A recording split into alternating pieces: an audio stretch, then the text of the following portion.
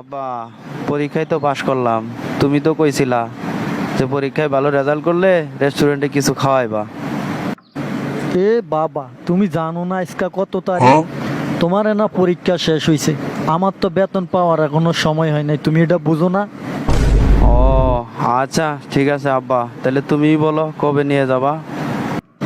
এই আগামীকালকে ধর বেতন পাবো, বেতন পাওয়ার পরে এখানে ঋণ পিন যা আছে সব কিছু দিয়ে তারপর তোকে নিয়ে একদিন রেস্টুরেন্টে ঘুরে আসবো।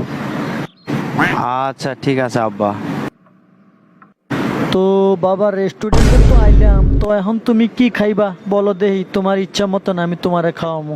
আহ, আমারে কোনোদিন নিয়ে এসো নি আব্বা, আমি খাইছি নাকি কোনোদিন? তুই অবশ্য ঠিকই কইছ, অবশ্য আমিও কোনোদিন আসি নাই, একদিন তোর মারে নিয়ে আইছিলাম, তোর মা পিৎজা অর্ডার করছে, এছাড়া তো আমি কোনো কিছু নামই জানি না। হুম, আচ্ছা ঠিক আছে আব্বা, আর কি করার, তুমি ওয়েটারই আনতে কও।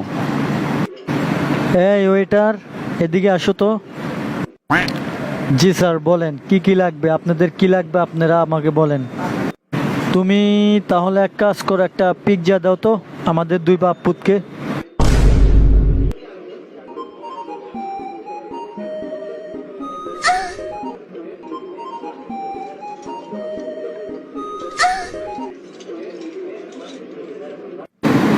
আহ আব্বা, পিৎজাটা সে ছিল, খুব ভাল লাগছে। পিৎজা তো খাওয়াইছি আজকে, তুই এইভাবে পরীক্ষাতে যতবার পাস করবি তোকে আমি রেস্টুরেন্টে নিয়ে পিৎজা খাওয়াবো, কিন্তু আমার মুখ উজ্জ্বল করতে হবে। তুমি দোয়া করো বাবা, আমিও আশাবাদী এরকম বাবা যেন প্রত্যেকের ঘরে ঘরে জন্মে, তাইলে সব বাবার মুখ উজ্জ্বল হবে। হ্যালো ভিউয়ার্স, আসসালামু আলাইকুম। যারা আমার এই ভিডিওটা দেখছেন, যারা আমার এই ভিডিওটা দেখছেন তারা অবশ্যই একটা লাইক, একটা কমেন্টস, একটা শেয়ার করে দিবেন। আর হ্যাঁ, আমার ভিডিওটা দেখার পর যদি ভালো লেগে থাকে আমার চ্যানেলটা অবশ্যই